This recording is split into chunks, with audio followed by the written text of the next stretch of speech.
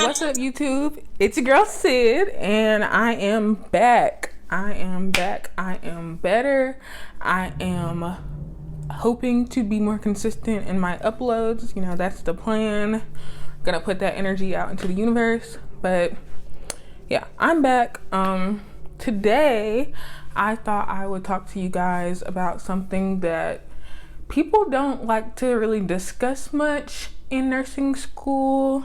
You know, we all know nursing school is hard. Nursing is hard. If it wasn't hard, there wouldn't be a shortage of nurses right now. But I'm going to talk to you guys about, if you don't pass a class in nursing school, what do you do? What's next?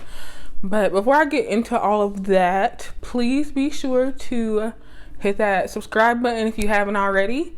Turn on your notifications so that you don't miss any of my uploads, and we'll get right into it.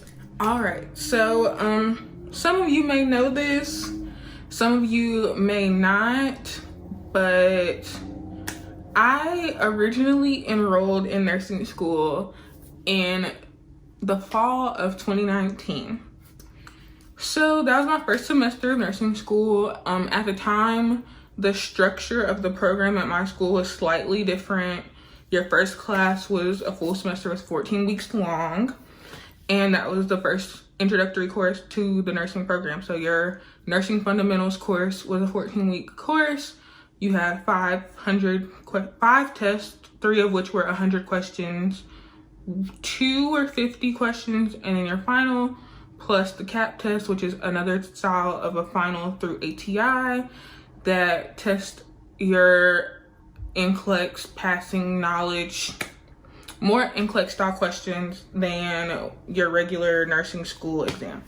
So going into nursing school, of course, I'm a little bit nervous. This is not anything I've done before, and obviously I knew it was going to be hard. Obviously this was pre-COVID, so, well, shouldn't say that word, pre-pandemic. So we were on campus. This was also before my school changed locations because they got a new building, newer resources, all that good stuff. So I was in my first course. I was doing pretty good starting off, and I had one test, my pharmacology test, because at my school, pharmacology is not its own class. Pharmacology is incorporated into every single course you take. So my pharmacology test was the second test of the semester. It was my worst test, brought my grade down significantly, and I wasn't not passing the class anymore, but I was right there on the line where it's this could make my grade go up, this can make my grade go down, this can make my grade go up, this can make my grade go down. Right there on the line, you know, we just riding the fence the whole way to the next few tests. So the semester continues. I start understanding better. I start figuring out my little study habits. You know, I'm going to the library with my study group after class, because at the time the school and the library were right next to each other. So we had a little rhythm going, all that good stuff. Clinical was going well, but clinical does not count as part of your grade. If you don't pass clinical, you obviously don't pass the class, but clinical is not a quantitative amount towards your grade, towards your letter, whatever, your GPA, all that. Clinical is simply pass or fail, that's it.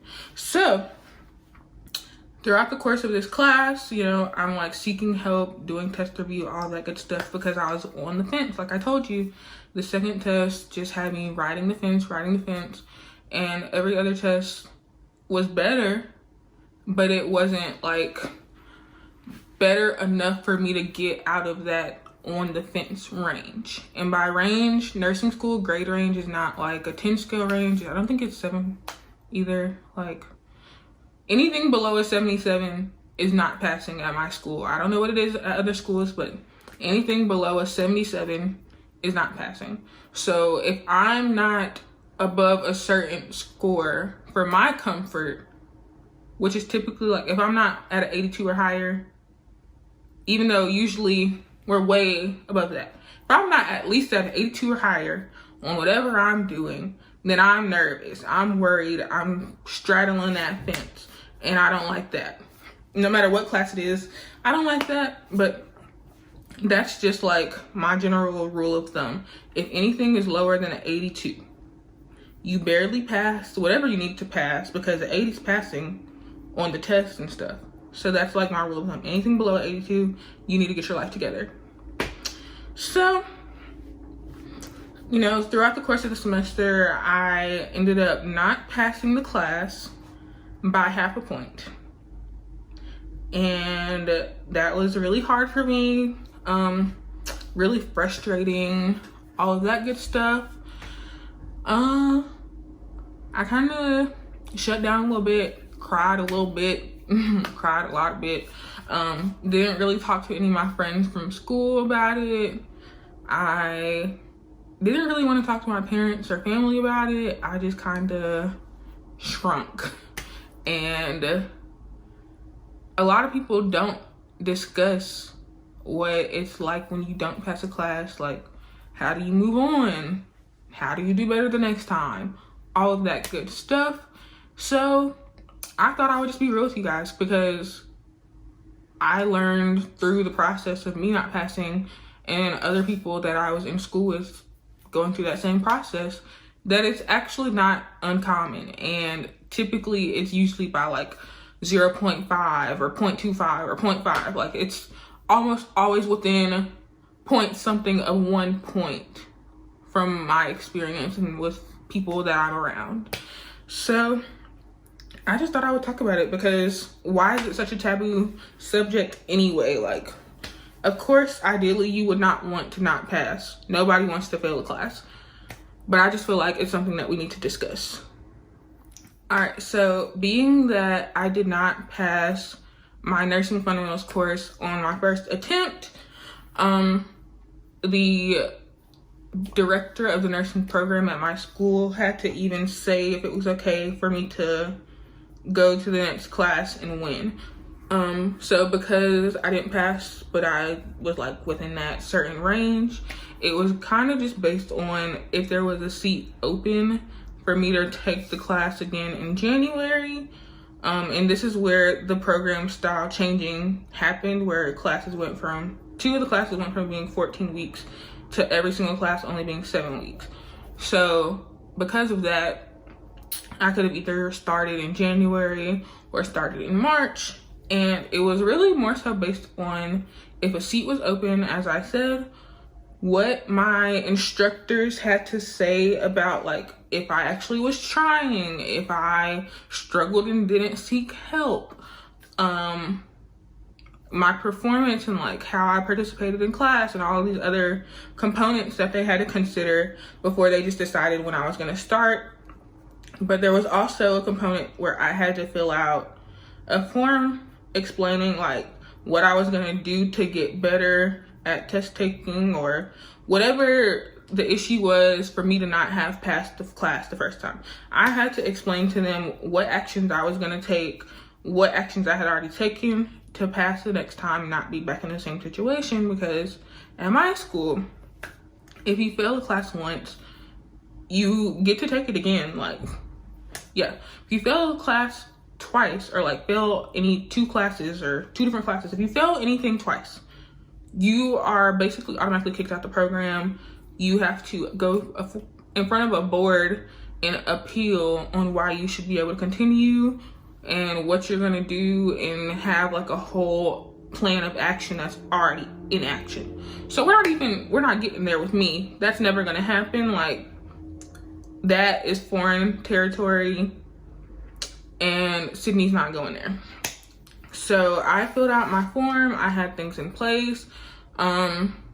Obviously life happens too. So like within that time after the course, there was a whole lot going on in my personal life and like home life and stuff that I just had to get taken care of.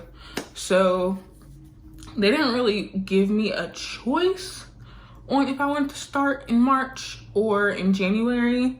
But on that form, I said that I felt it would be better to just have some time off, not think about nursing for a little bit, get my life together, get my mental together, because failing a class for me was like grief. Like, I hadn't failed anything before, so it was really a struggle for me, like, to accept that this is what happened. You can't do anything about it. You got to start over. Like, that was hard. And there were some people in my class, some of my friends, who I found out were going to be starting with me in March too. So that kind of made it a little bit better, because I'm like, okay, I have people here that get it. Like, we all went through this thing together in a sense, and at least I know they know to an extent how I feel. I can lean on you a little bit, you can lean on me too. Like, that made me feel a little bit better. And I think that having that break between, so from December 12th, which was the day of my final exam, to March 16th, I believe, was my first day of class in 2020.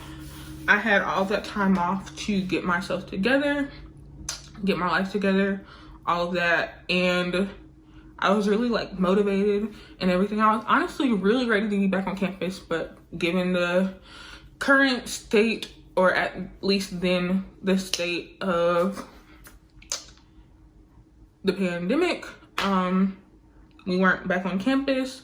And honestly, at first I was like, okay, cool. Like, I think that helped a little bit initially. Now that I'm further in, I'm like, I really benefit from classroom learning. But because I was taking the same course over in a different way, given that they changed the program structure and it was online, I personally think that helped a lot.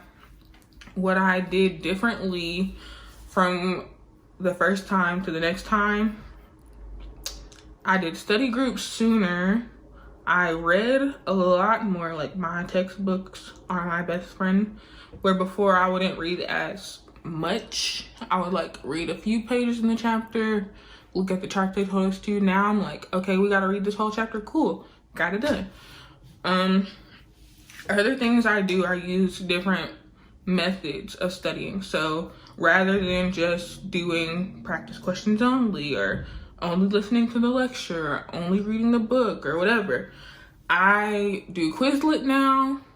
I do practice questions. I read. I listen to the lecture multiple times. Like, I am finding all these different ways that I can incorporate whatever I'm learning into my day, and it sticks. Like, multiple forms of taking the information in, it just helps it stick for me. And I also found myself kind of leading study groups here and there, and I found that to be helpful, because if I can teach you how to do it, if I can teach you whatever we're learning and you understand it, then that means I know what I'm doing well enough to go on to whatever skill, clinical, whatever test, and do well on that. So that's what I did to move forward and feel better. And I also, personally, I didn't at the time go to seek professional help, because at the time it just wasn't really an option. But if you can afford to, or if you have the means or some sort of resource where you can talk to a professional to help you get through the process of nursing school in general, because nursing school is a very high stress environment. If you have anxiety or deal with any of those kinds of things, make sure you have a hold on that too. So at the time when I didn't pass, I did not seek professional help. I wish I would have then, but even talking to y'all now about this, like, it's a little touchy. Like, still pull some strings, touches on a few buttons, gets me a little bit emotional. But yeah, I don't think that it should be something that people don't talk about, because it happens more than you would think it does. And I'm not saying that it's okay that it does happen, but I'm also not saying that it's not.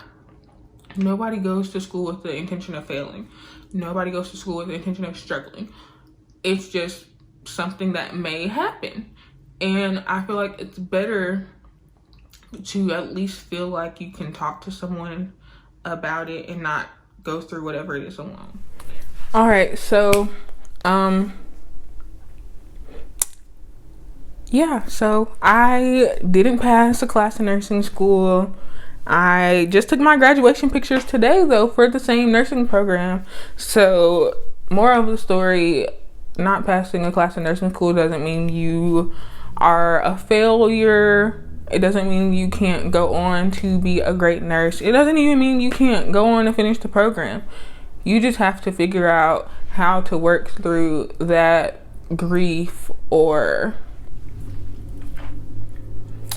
I can't think of another word for what I'm trying to say right now. You just have to figure out how to work through that the best way for you.